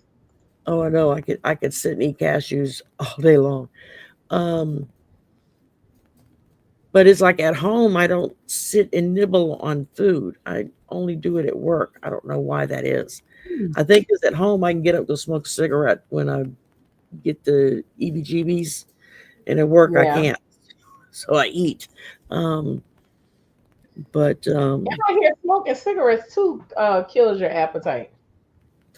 I don't know how I've true that always is. heard that, and it never affected mine that I was aware of until recently. So, and I don't smoke as much as I used to. So, and I work for the state, so I can't smoke anything not allowed um, anymore. So it's like, Right? yeah, I can't even enjoy that on a Friday night. Um, it's like, damn it, just make the crap legal, and then everybody can stay home and get buzzed and eat, and leave them alone. And I'd rather spend time with somebody who's high than someone who's drunk. Drunks I agree. mean. So and I agree. I agree. and uh, and they're not. You're a lot safer in the car behind somebody who's smoked a joint than you are behind somebody who drank a 6 pack. So it's like, yeah, no, I don't want to get in the car with somebody drinking. And the Somebody Cajun who's Betty, high is gonna be extra cautious that's a new because one. The when you so Cajun high, Betty. you gonna Oh my goodness. Well, my hair is about the have to. Oh, the color kids she better right. was. Yeah, That's my. Pineapple. Pineapple, yeah, Sherry is the Cajun Betty White. Okay. I don't quite know what that means, but I'm going to take it as a compliment. So, Definitely a compliment. and she was one of my favorite actresses. I always enjoyed watching her. She was hilarious.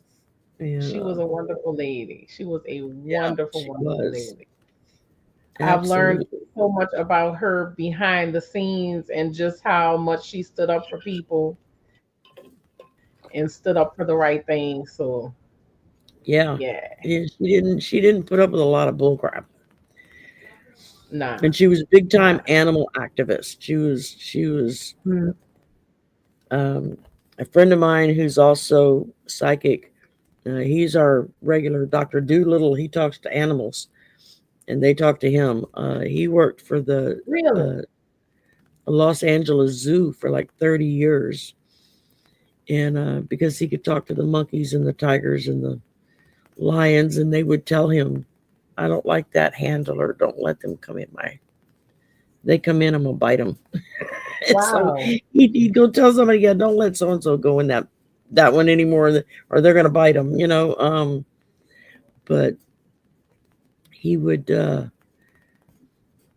he didn't train to be a zookeeper. It just he went to the zoo one day, and all these animals started talking to him. We're like, yeah, dude, you need to like come work here so we can talk to you and tell you what's going on. He started out as a Did he tell volunteer the and worked his people? way up. And Did he tell the people there that he could communicate with the animals or no? not in the beginning, because I mean, we're talking probably back in the 70s, 80s, late 70s, early 80s. He went out to California to try to break into show business and went to the zoo with a friend one day. They say he knew all the animals were talking to him. He was like, am I going crazy or what? And they're like, no, you're not crazy. We're talking to you. Pay attention. And Wow. and his, if I'm remembering the story correctly, his friend knew somebody that worked at the zoo and was like, how Hmm. can he come in and work? And they were like, well, he's not a zoologist. He doesn't have a degree in this. He could start out as a helper, volunteer. And that's kind of how he started. And then eventually everybody came to realize that he could talk to the animals, and so he kind of just moved into it as a full-time job, and um, would talk to tigers and lions and bears. Oh my. um, just whatever, um, which I think is so cool. I would love to talk to animals. I've tried it. It doesn't seem to work for me yet. um, Hmm. Maybe one day it will. I don't know. um, but I don't work somewhere where I there's don't know. animals. I'd take them all home. I love animals of all kinds. It's like they would all be in my house. My cat and dogs already eat better than I do. Right? I have a lot of different experiences with animals, mostly birds, but I've had a turtle show up out of nowhere. I've had like this other weird looking bird, almost like a toucan looking bird, Okay. show up and disappear. So it's I've had lots of different experiences. And then around the time before my father passed, I mean, so many crows. So I've had, you know, those type of animal experiences. It doesn't weird me out anymore. I'm Yeah. used to it. Point like Yeah. you're Yeah. used to Yeah. the stuff that happens, you know, Yeah. you get It's just accustomed to it. you get used to it and you start learning about it, and then you kind of gain a respect for it. It's like as soon as you kind of hit that level, I found where you can kind of respect what it is you're learning and doing, then Hmm. more stuff will come your way. Yeah, if anybody wants a reading, all they got to do is email me, swampvoices@gmail.com, and we'll go from there. Please Yeah, make sure y'all are following Miss Shari. I'm hoping to get a website up and running before the end of summer. Fingers crossed. Okay. Um, Fingers crossed. yeah, because I don't know nothing about running a website, so it's like, yeah, can't be that hard, can it? Then I tried to do It's it. It's not, like, it's oh, it not as can't be hard that as you hard. think, I promise you. It's not as hard as you think. Yeah, it's just a matter of there are so many sites out there that help you do that, Mhm. and so it's like trying to find the right one that's gonna kind of fit me, um, because you hear good and bad things under both. So um, I got a couple of friends that's what they do, and so they're supposed to kind of help me figure it out. Because I'm like, I don't want to be a complete ditz. I want to kind of know and understand what it is I'm doing with it. It's mainly just for scheduling and stuff for readings. It would be a lot easier than emails back and forth and back and forth and back and forth, back and forth, trying to find a date and a time that works for both parties. And um, so that just that all just depends on where I mean. Most of the time, readings for me, it's either done at night or on the weekend, preferably, Mhm. because then I can focus, I can concentrate. I haven't just put 10 hours in at work to come home and try to focus and concentrate to read. It doesn't always work that well. Um, because it's weird when you're reading. It's like exhausting on one level, but it's also you get pumped up by it on Mhm. another level. So it's like, yeah, after it's done and person's gone, it's goodbye. Okay, I'll email you a copy of your reading so you can watch it whenever you want. And then it's like I'm all hyped up and ready to go, but at the same time I'm just wiped. It's like I don't have the energy for anything after that. I Yeah. just want to veg out and watch movies or something. And Mhm. or watch some of the silly animal videos that are on YouTube. Oh, I love watching the animal I love videos. watching the reactors. I love watching young kids reacting to music and movies from my teen years, the 70s and the 80s, and them discovering what we grew up listening to, and hearing them Mhm. like, wow, that music's really good. How come we don't have music like that nowadays? It's like, yeah, I don't know the answer to that, but we had some pretty good music. It's or silly movies that most of the time when I'm watching stuff to veg out, it's either a superhero movie like the Avengers because the good guy always wins, so it's hopeful. No matter what crap they go through, the good guy always wins in the end, and that's my Mhm. cup of tea.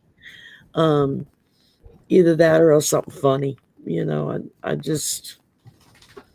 I used to get into the drama movies or dramatic movies, and um, it's like, yeah, I got enough of that crap in my life. I don't want to watch anybody else having trouble. Um, and as far as like scary movies and stuff, psychological dramas, I really enjoy. I don't care for the blood and guts slasher movies. They just make me get nauseous. I used to love those kind of movies, Mhm. and now it's like, yeah, no, I don't want to watch that. But I love a good Wow. psychological drama, something that'll make you think Me about it, too. and Me they can too. leave the I blood and love guts to my imagination because it can fill it in quite nicely. Thank you very kindly. I don't need you to splash it in my face for me to know what it is. Um, that. yeah, I love to listen to horror mystery stories. Uh, it's nice whenever you find somebody that's got that kind of voice that they can just draw you into the story, and Mhm. and if you're just listening, then you're not being assaulted with you know, blood and guts flying everywhere. It's like, I don't want to see brain matter scattered against the wall. Thank you very kindly. I just Well, yeah, worked in that's the medical disgusting. field for 30 plus years. I saw enough blood and guts to last me the rest of my life. I don't want to watch it. So Wow. it's like, it's like now I'm in the education field and I sit in an office and I'm on the computer and that's it. I handle purchasing. They buy, they come to me to buy stuff, and then I got to deal with it when it comes in and get it to the right person. And so I get all of my shopaholicness out of my system at work because constantly buying things at Mm. work. It's like, yeah, that makes me feel good. I'm spending money and it's somebody else's money, not mine. So Somebody else, yeah. yeah, Does that's even anybody have better, any questions for Sherry? ma'am. Does Does anybody anybody what? have a particular question to ask Miss Sherry? Oh yeah, yeah. If y'all got a question, put her up there. Yeah, we're still live, aren't we? Yeah, we're still live. Hey, Joanne, we're still here. Does anyone have a question for Miss Sherry? Or if you want a It's card eight. pull, I can pull a card for you. It's eight Mm, 52. We're gonna cut at 9. there you Oh, go. what's the doing, Miss Sherry? How How are are we we? ending 2025? It's not going to be pretty. Um, what I have seen and read on thus far, I don't see Dumpy Pants and crew there at Christmas time. It's like they're gone. I don't know what happens to them. I don't know where they are, but they're not there, which could be a good thing. Get them the hell out before they do any more damage. Um, and I think that the most of what I keep picking up, especially by the end of the year, is there are going to be a lot of really pissed off people because there's no FEMA anymore. If we get hit by a hurricane, we're on our own, guys. There's no FEMA to come and help. Um, there's going to be a lot of people that get hurt in the crosshairs because of this nonsense that don't want to help, states that have emergency things happen like a hurricane or a wildfire or flooding or whatever. It's like it's not like anybody asked for it. It just happens. It's nature. We don't control that. Um, but to have somebody who's has the power to take care of people when they hit hard times like that and then say, yeah, no, you don't need any help. It's like, excuse me. But I see more and more, I keep seeing more and more people kind of waking up to the madness that we call normalcy today.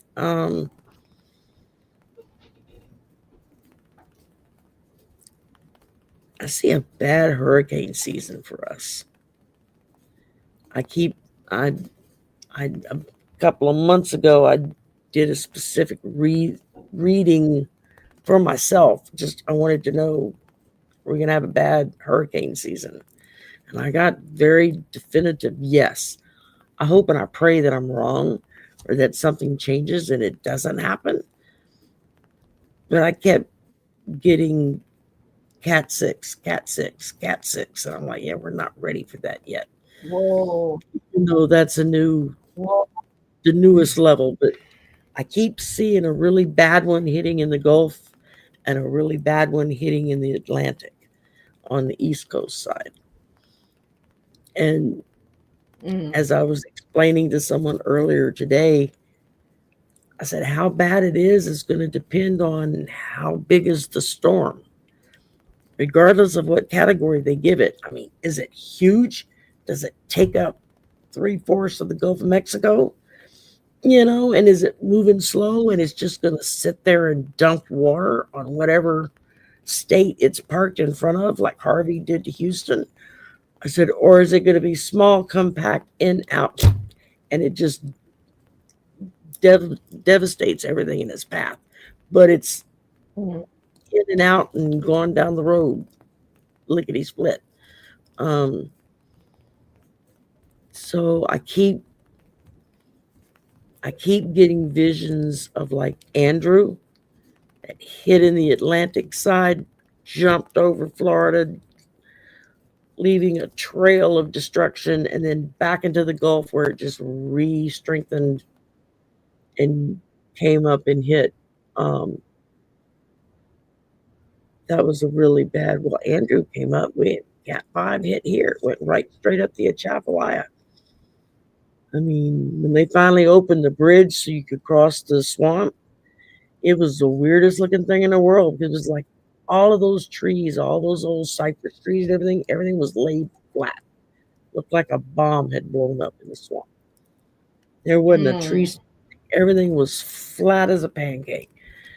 And I remember thinking to myself, holy moly. Um, the eye of the storm went right up the swamp, just followed it right straight up. And it's not just us that it hits, as most of us that live down here know. I mean, we get the initial crunch, but then wherever it goes to from here, they get hit too. So that's where you get more Yeah. of your Midwest and your more of your Atlantic side.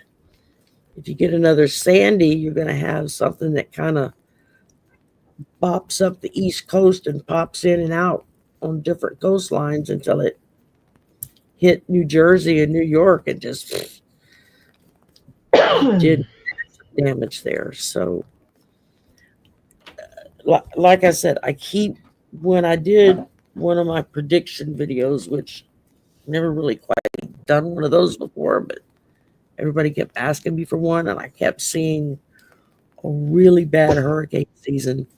And like I told everyone, I pray to God I'm wrong. Please, please, please, please, please. Hmm. I would rather be laughed at and be wrong than I would to be right when it comes Then to be that. right. It's Yeah. like I don't want to be right in that department. Um, I've seen a lot more wildfires, especially in Texas and a little north of Texas because it's so dry. Um, Hmm. for those of you who have grown up down here on the Gulf Coast, if you've never been out west, that's a kind of heat and dry that imagine having to walk into your oven and the door shuts. That's what it's like to be in Phoenix. It's like you're standing in the oven. Hot air, hot everything. Even in the shade, it's hot. Down here, it gets hot, but if the wind blows, it cools you off because there's moisture in the air. Out west, they don't have moisture. It's just hot. It's just hot air with no humidity. 15% humidity, and you got people falling out complaining it's too high. It's like, really? Try 99% humidity. Um, Whew. but they actually have what they call misters in out west. It's like running a hose around the ceiling, say outdoor cafes and stuff, with little Hmm. pinpricks in them, and it'll just mist the air to put moisture into the air. I never used chapstick in my life until I moved to Phoenix. And then I was constantly, just because everything's so dry. Um, Mm. this time of year, midnight, it'll still be 110 outside. Um, Oh no. yeah, it doesn't cool off at night. Mhm. It's still hot. And it's just hot on a different level of hot. I once heard a comedian say, "Y'all told me it was the valley of the sun, not the valley on the sun." I'm like, yeah, that's what it feels like. on the sun. About usually around February before it starts warming up, they start running PDAs on TV to remind people to get little booties to put on their dogs and cats if they walk them outside. Otherwise, you burn the bottoms of their feet because the Ooh. concrete. They make their roads are like made from rubber so that your tires aren't eaten up by the time summer's over because the pavement will get so hot it'll eat the rubber off your tires. And Damn. yeah, so they make rubber roads. The roads are Dang. made out of rubber so that it's not as hard on your car as concrete would be. Um, I know out west, people will park a mile away and walk if they can park in the shade, as opposed to up front. You keep oven mitts in your car because when you get in it in the summer, you can't touch anything in the car. You'll burn your hands. People tend to drive with oven mitts, or at least one oven mitt that you can hold a steering wheel with. Either that or you learn to drive with your fingertips. It's hot. I mean, it's really hot out there on a whole different level of hot that what we're used to down here. I mean, it gets hot down here, but you have breezes and whatnot, lots of rain. I probably lived in Phoenix for 4 years before I saw rain. And then when it does rain, it rains a lot and everything floods because the ground's so hard and dry that it can't absorb the water. You Mm. drive over bridges for a river or a creek and there's nothing in it but sand, and you're like, well, where's the river? Oh, wait till monsoon season. And then you got water up to the bridge. It's like, it's crazy. They have stupid motorist laws out there.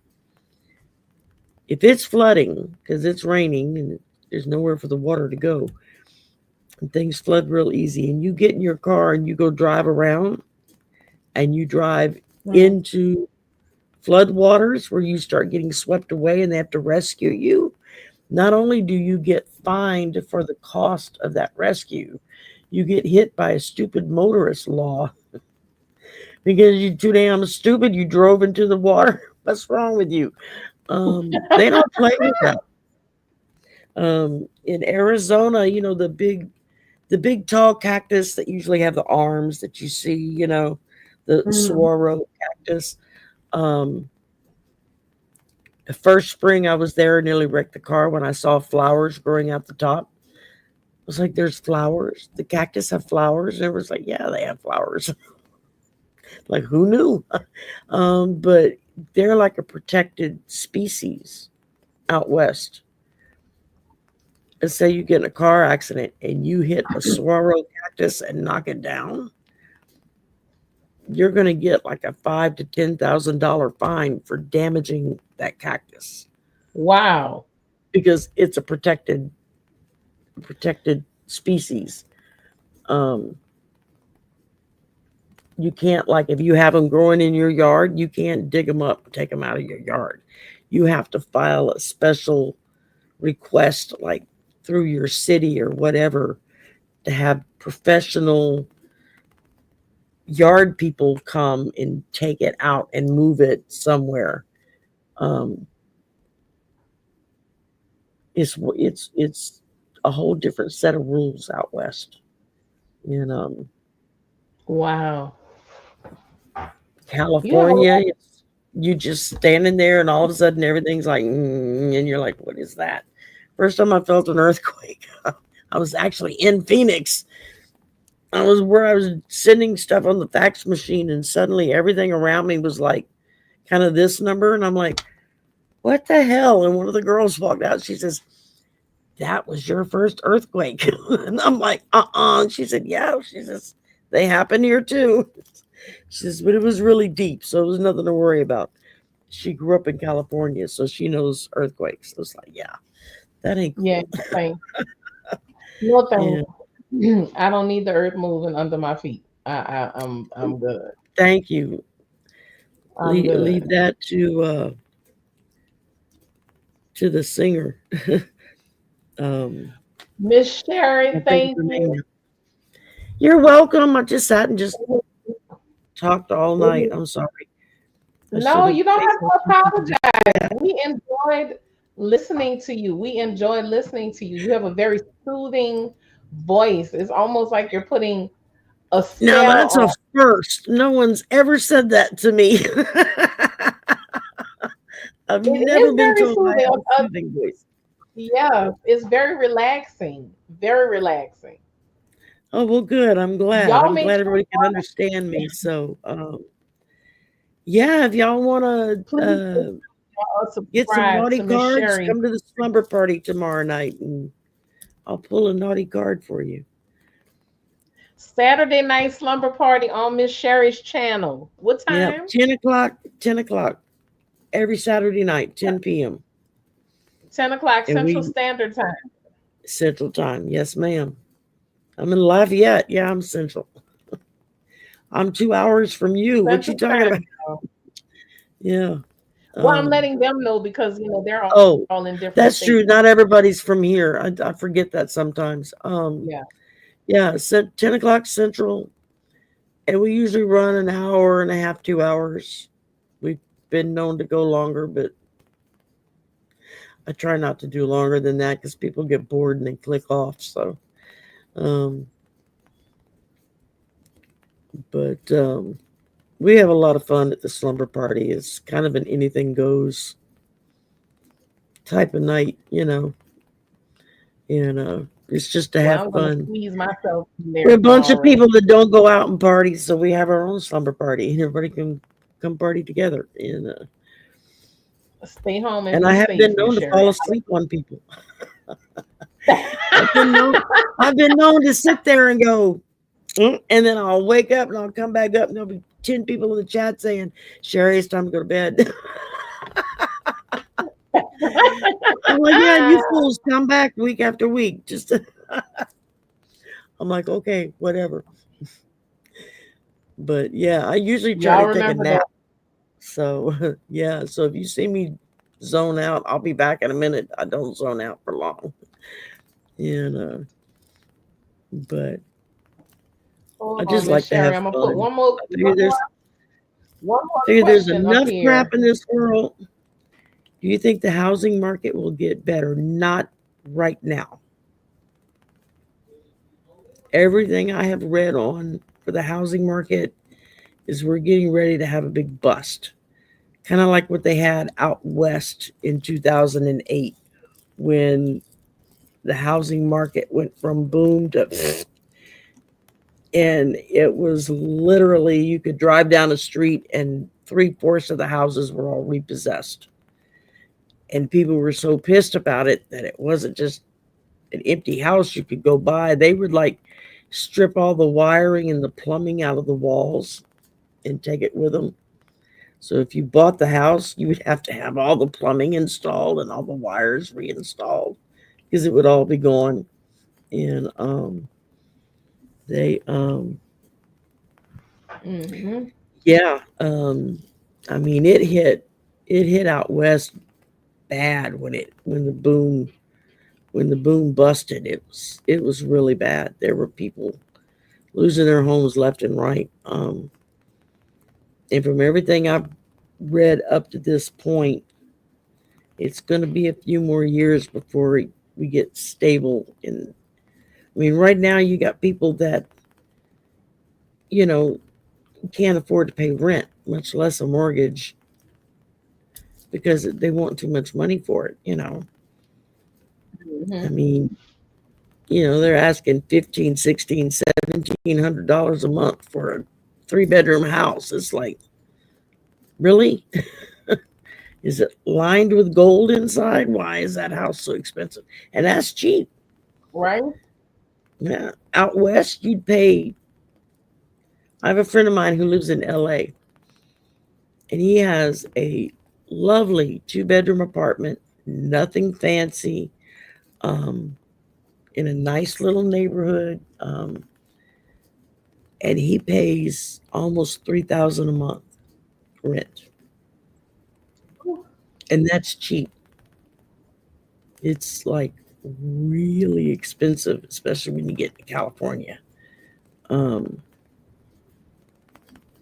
Phoenix used to be a good alternative for a lot of celebrities and stuff who would come to Phoenix and buy a home. Um, 6,000 a month here, Yvonne. Where you at, darling? New York, L.A., San Francisco. San Francisco's really expensive.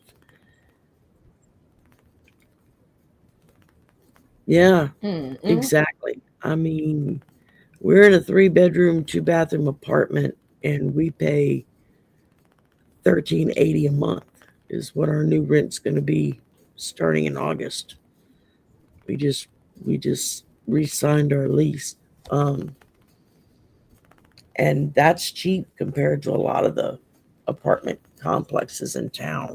We kind of lucked out, and we got in an area that's kind of centralized in the city, so it's not, you don't have to drive quite as far to get to and from places. We literally got fast food and grocery stores walking distance from us, so that's nice.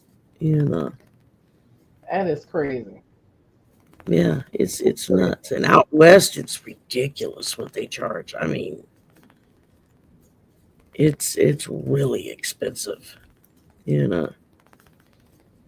Mm-mm. Well, and that's part of what we have here in Lafayette. I know. I mean, you have ridiculous rents, and then you have people making $7.25 an hour.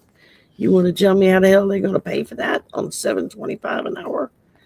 I mean, it's crazy. I mean, we have Something 4 of us got. living together, and we all pull our money together to pay for everything. And it's still, there are some months when it's difficult, to put it bluntly. Yeah. You know, just depends if something breaks or something goes wrong or whatever. And yeah, Yvonne, a 4 bedroom house, California, 6,000 a month. That's cheap. I know people that pay probably double that almost for a house in California. Gee. Depends on what area you're in. San Diego, man, is talk about expensive. Um, Jesus. my son was stationed there for almost 2 years when after basic, when they sent him to school because he was sonar tech on a ship. Yeah, he was in the Mm-hmm. Navy, and then when they finally gave him his orders, I was like, "Who goes from San Diego to Hawaii?" His home port was Pearl Harbor. First words out of my mouth when he told me he was being sent to Hawaii, I was like, "Hot damn, Mama's going to Hawaii." And I did too. When he got back from his second deployment to the Middle East, and he got back, he flew me out to Hawaii for a week. It's like Mhm. I could so live there. Y'all have no idea. It is beyond beautiful and so expensive. I don't know how anybody can afford it. I mean, Yeah. it's ridiculous how expensive I have everything is. friends in the military who used to live there, and she said if it wasn't for the military, they wouldn't be able to afford to live there. Yeah. And with the military, you get a lot of those guys that they'll all go get a house together, Hmm. 2 or 3 or 4 of them, because it's ridiculous what they charge unless they decide to stay on the ship or stay on base. And it's still expensive. But Mm-mm. it's just crazy. Lord, have mercy on us all, is all I can say. Yeah, buddy, you got that right.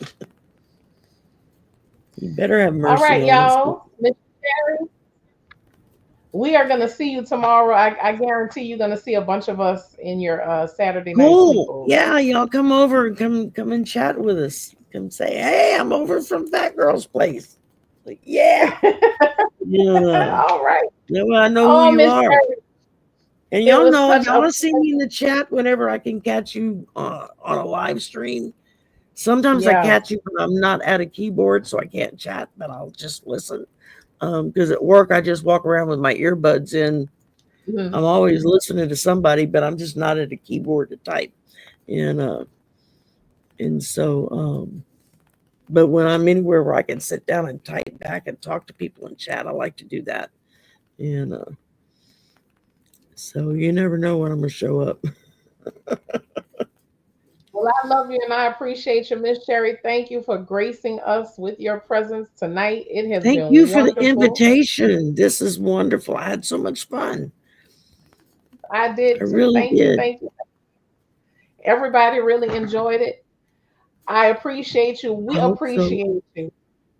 I Well, appreciate thank all of you. y'all for joining us tonight. All right, Miss Yeah, Shari, we thank love y'all for coming. you. Yes, Bye, yes. everybody. I love you all. Y'all have a wonderful night. Don't let the bed All bugs right, Miss bite. Shari. Good night, my love. Good night, everybody.